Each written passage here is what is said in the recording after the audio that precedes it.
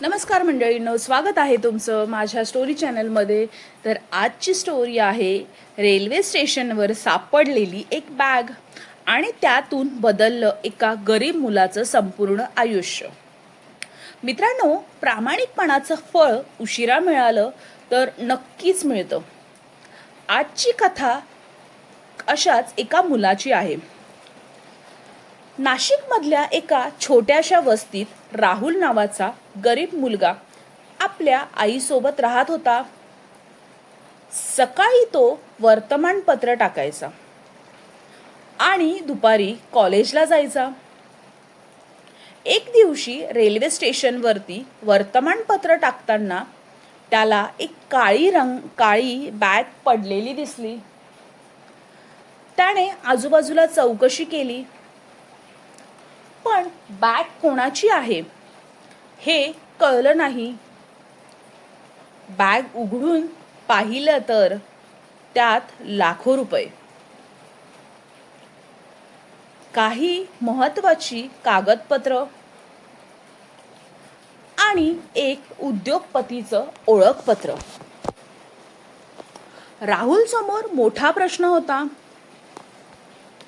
घरात गरिबी होती, आई आजारी, पण त्याने एकही क्षण विचार न करता त्या उद्योगपतीला फोन केला. काही वेळातच ते उद्योगपती स्टेशनवर आले. बॅग पाहून त्यांच्या डोळ्यात आनंदाश्रू आले आणि ते म्हणाले, या बॅगेत माझ्या कंपनीची अत्यंत महत्त्वाची कागदपत्र होती. ती हरवली असती तर हजारो कर्मचाऱ्यांचा नोकरी धोक्यात गेली असती. त्यांनी राहुलला मोठं बक्षीस देण्याचा प्रयत्न केला, पण राहुल म्हणाला, मला फक्त माझं कर्तव्य करायचं होतं. उद्योगपती त्याच्या प्रामाणिकपणाने भारावून गेले. काही दिवसांनी त्यांनी राहुलला त्यांच्या कंपनीत शिक्षणासोबत नोकरीची संधी दिली आणि त्यांच्या संपूर्ण शिक्षणाचा खर्चही उचलला. 5 वर्षांनी राहुल त्याच कंपनीमध्ये वरिष्ठ अधिकारी म्हणून बनला.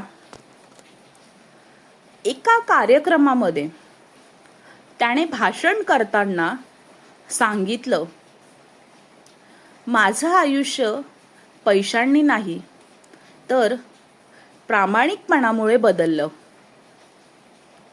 संपूर्ण सभागृह टाळ्यांच्या गजरात दुमदुमलं. तर मंडळींनो, ह्या गोष्टीची आजची शिकवण ही आहे की प्रामाणिकपणा हा माणसाचा सर्वात मोठा खजिना आहे. योग्य मार्गाने चालणाऱ्याला यश उशिरा मिळतं, मिळालं तरी नक्की मिळतं. तर चला मंडळींनो, आजची ही गोष्ट तुम्हाला कशी वाटली ही मला नक्कीच तुम्ही कमेंटमध्ये सांगा आणि व्हिडिओला लाईक, शेअर, सबस्क्राईब करायला विसरू नका.